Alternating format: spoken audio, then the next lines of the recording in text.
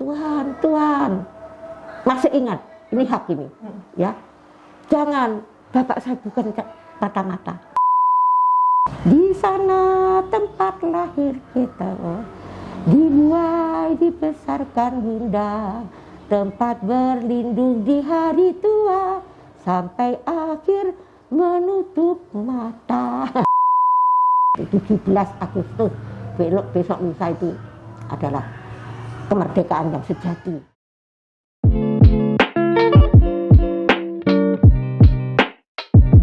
Halo, selamat datang di podcast Rumah Degiri, Rumah Demokrasi, Gagasan, dan Inspirasi.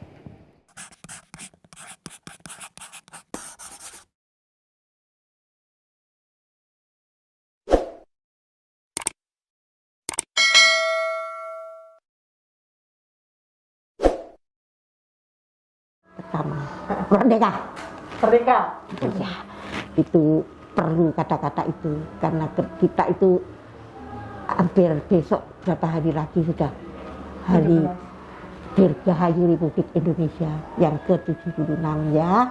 Jadi Anda generasi muda ini supaya tetap memperjuangkan merah putih dan merdeka semuanya ya. Mudah-mudahan kita merdeka dari COVID juga ya. Amin. Kalau Mbak tanya apa resepnya, tidak ada resep obat apapun kecuali hati kita. Banyak-banyaklah kita berzikir ya, dan juga harus bisa memberikan makna untuk khususnya untuk keluarga ya, untuk bangsa dan negara, dan juga khususnya untuk Ibu Pertiwi yang kita cintai ini ya. Jadi itu Mbah ini sampai tua ini yang terfikir itu selain anak cucu menantu cicit semuanya ya Mbak ya, yang sudah banyak. Saya juga mudah-mudahan hidup saya lebih sudah setua ini akan tetap bermanfaat untuk khususnya keluarga, lingkungan, dan bangsa dan negara khususnya ya Pak ya.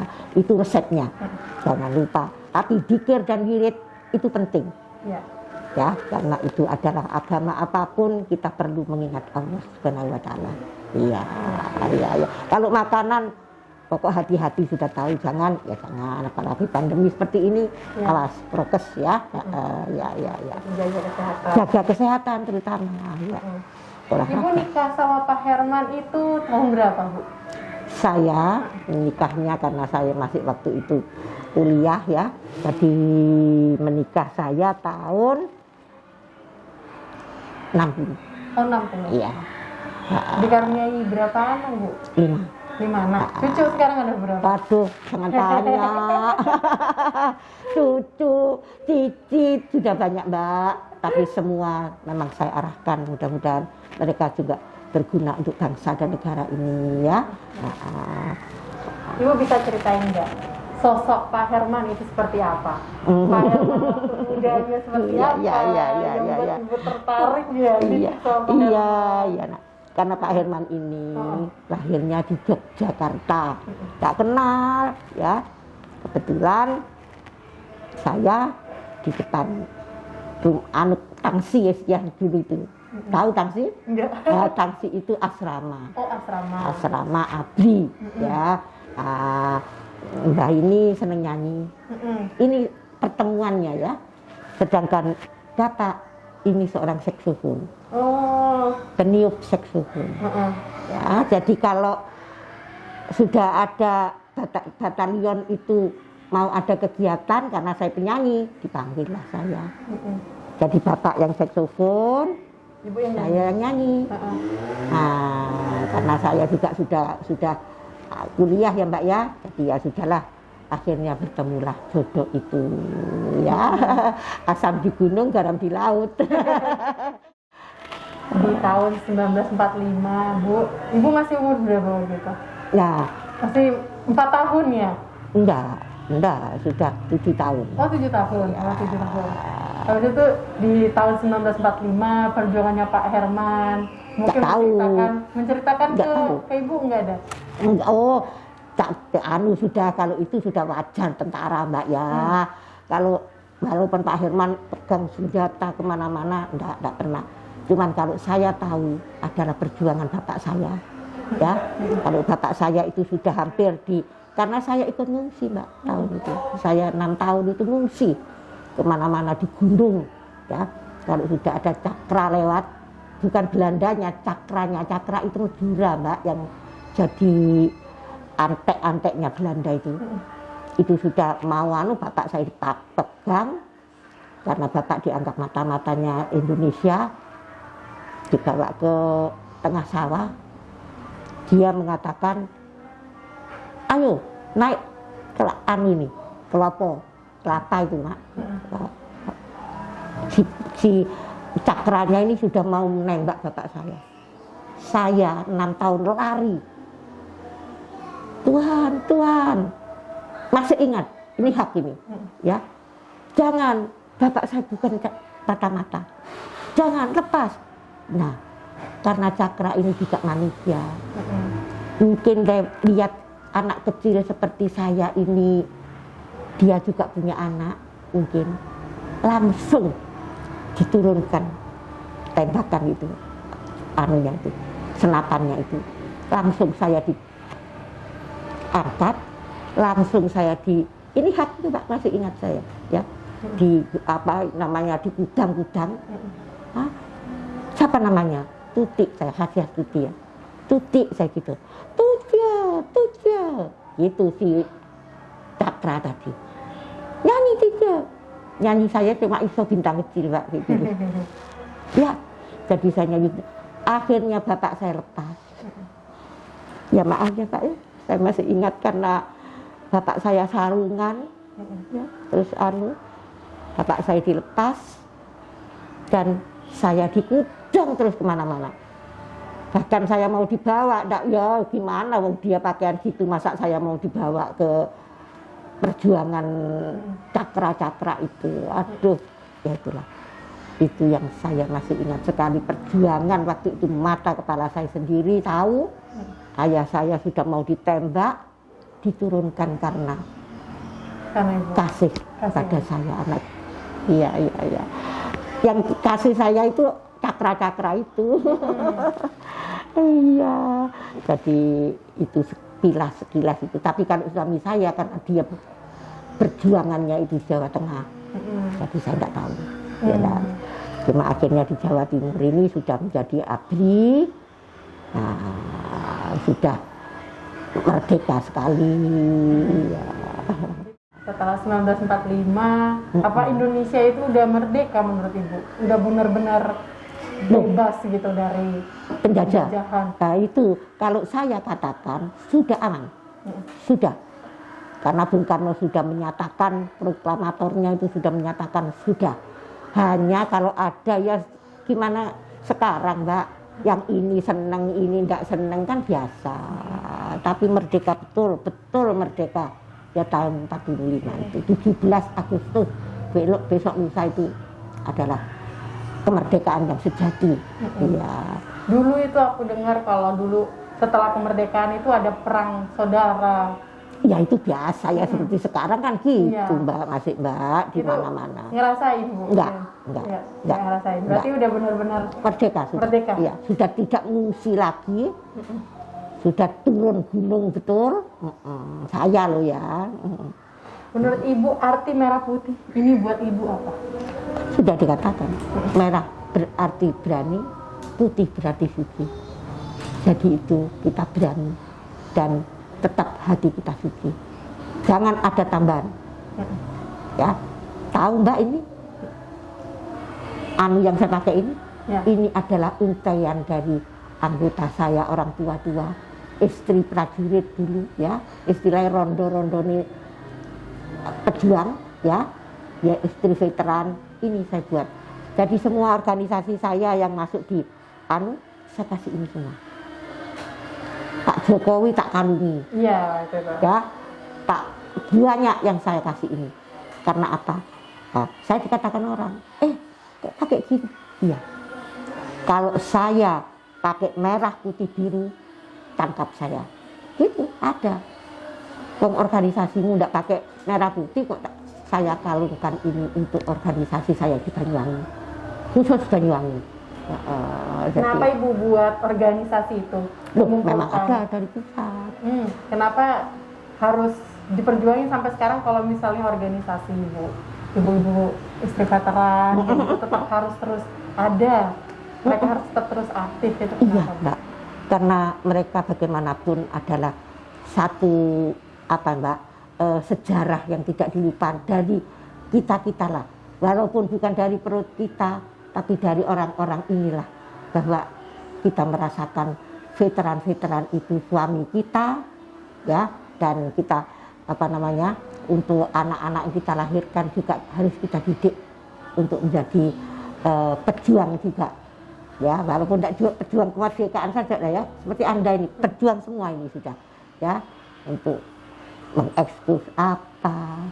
Dari itu pesan saya cuma satu, semangat dan berjuanglah untuk bangsa dan negara, khususnya NKRI dan Undang-Undang Dasar 45 jangan sampai lepas, dan merah putih juga harus tetap menjadi bendera kemerdekaan Republik Indonesia ini. Iya.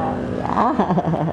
Apa ada semangat dari Pak Herman yang sangat berkesan buat Ibu, yang saat Ibu ingat, semangat juang Bapak? Iya, karena begini, kalau saya sudah dengan Bapak sudah perjuangan sudah selesai kan, saya kan sudah generasi perjuangan sudah selesai penuh, tapi saya hanya ingat bahwa perjuangan yang pada saat dilakukan oleh suami saya ini betul-betul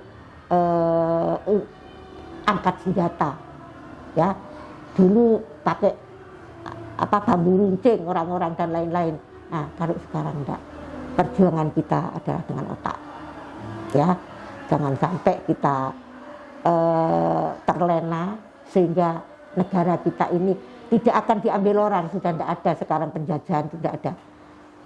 Ya mungkin, tapi yang penting jangan dijajah secara apapun, ya, moral maupun material. Kalau bisa, kita sudah bisa berpikir dengan, ya itu tadi, dengan dikit, dengan kita, oh iya ya negara saya ini ya.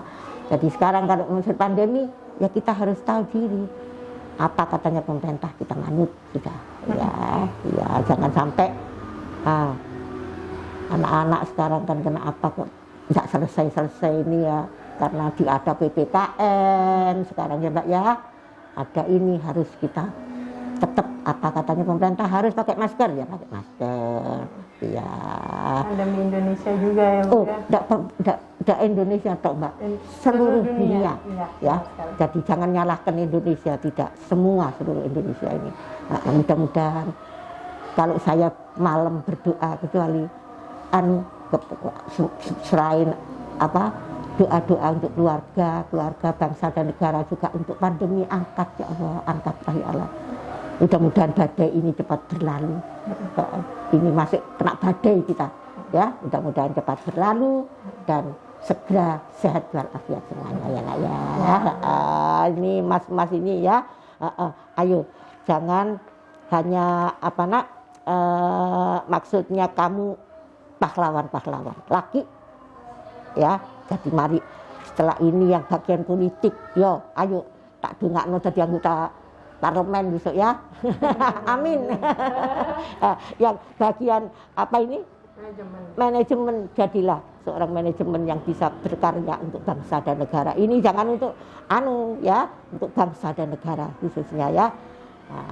Ibu kalau melihat generasi muda sekarang yang terlena sama budaya luar, yang ingin keluar gitu dari Indonesia, maksudnya tinggal di luar negeri aja atau gimana, itu gimana Bu? Saya kok enggak, ya maksudnya ada, tapi tidak banyak. Ada. Tapi karena di luar negeri pun punya ilmu, enggak apa-apa, cepat bawa ke Indonesia. Karena didik saya sekarang di Perancis juga Mbak, ada yang dari Belanda, ya, keluaran Belanda. Sekarang toh berkaryanya di Indonesia, di Jakarta sana. Ya, jadi enggak apa-apa, asalkan tidak akan mengubah kewarganegaraan. Kalau sudah mengubah kewarganegaraan, dosa. kita itu ya. Mestinya dosa sudah dilahirkan di Indonesia. Tempat daerah pejuang Iya. buat kemerdekaan. Iya, Kita sia-siakan. Iya, lahir di Indonesia, mungkin dikuburkan juga bisa di Indonesia, tidak apa-apa ya. Dari itu ada beberapa lagu yang betul-betul bisa kita rasakan bahwa padamu negeri kita janji padamu negeri kita berbakti, padamu negeri kami ini kadang-kadang padamu negeri kami berjanji, padamu negeri kami berjanji, padamu negeri kami berbakti, padamu negeri jiwa raga kami. Nah, sudah dengan lagu itu saja. Setiap tadi malam juga ada ulang tahun juga lagu padamu negeri dinyanyikan bersama. Mudah-mudahan anak muda-muda ini bukan lagu ambiar yang dinyanyikan ya. Nyanyi boleh, cucu saya penyanyi kabeh kok pada apa ya. Tetap harus menyanyikan lagu Indonesia itu dengan betul. bangga ya. Di sana tempat lahir kita, dibuai dibesarkan bunda, tempat berlindung di hari tua, sampai akhir menutup mata. Paling nyanyi ya. Iya Ra, iya. Pesan ibu untuk generasi sekarang, generasi muda sekarang, kira-kira apa Bu? Untuk Semangat. anak cucu semuanya. Iya, Nak. Saya hanya titip ya, seperti yang saya sampaikan di puisi saya, ya, bahwa kita itu harusnya itu tadi dengan lagu, ingat saja lagu di sana tempat lahir. Jadi kita lahir di Indonesia, berpikir di Indonesia, berbuat di Indonesia, dan juga insya Allah kita walaupun andai kata diambilnya di Amerika tidak apa-apa, tapi hati kita tetap setia pada kemerdekaan Republik Indonesia ini, pada negara kesatuan Republik Indonesia. Pesan saya satu, awas, lihatlah NKRI harus kita tetap pertahankan. Itu saja pada generasi muda. Yang kedua, NKRI Bhinneka Tunggal Ika jangan sampai dilepas, dan NKRI Bhinneka Tunggal Ika Undang-Undang Dasar 45. Ada 3 pilar. Iya. Ya. Itu anak muda-muda harus belajar sedikit tentang politik, tentang apa ya, itu harus. Sekarang apa-apa harus diiringi dengan semangat gitu ya, semangat. Ya. Ya. Apalagi sekarang kan kita wajib mempelajari terkait dengan Pancasila. Iya, untuk jangan sampai semangat nasionalisme.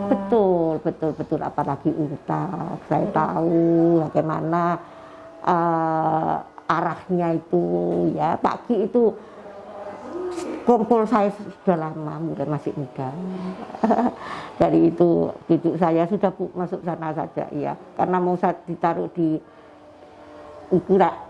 saya juga di mana itu tempat lain itu, dia sepeda sendiri, anak perempuan ya, nak ya, kuliah sudah tidak usah.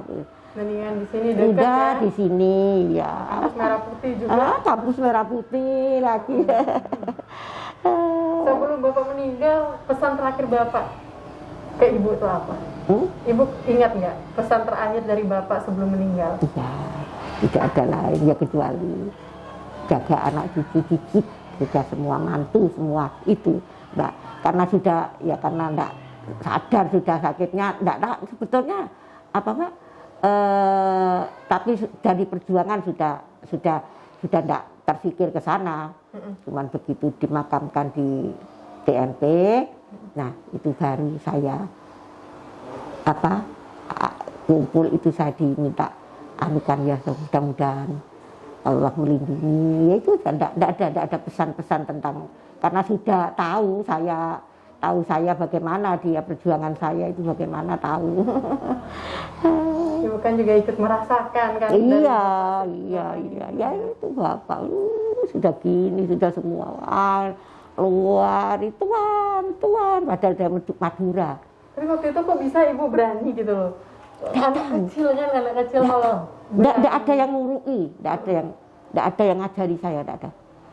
Tapi karena saya tahu Bapak saya tempat apa Mbak, fungsinya itu dekat. Saya lihat Bapak saya kok suruh naik. Bapak bawa keris itu suruh ditaruh sama Bapak saya. Terus Bapak suruh naik. Wah, itu saya ya, sudah ngerti mungkin saya. Iya, sudah itu sejarah. Berani sekali Bu waktu itu. Ya, memang saya akui Mbak. Sehingga saya tidak akan mengalihkan cakra itu untuk saya, tapi saya mengarang-arangi Bapak saya. Maksud saya kalau memang mau saya yang mau walaupun Bapak di atas saya di bawah. Tapi ternyata cakranya langsung senapan-senapan itu ditaruh, langsung saya digendong. Tujuh.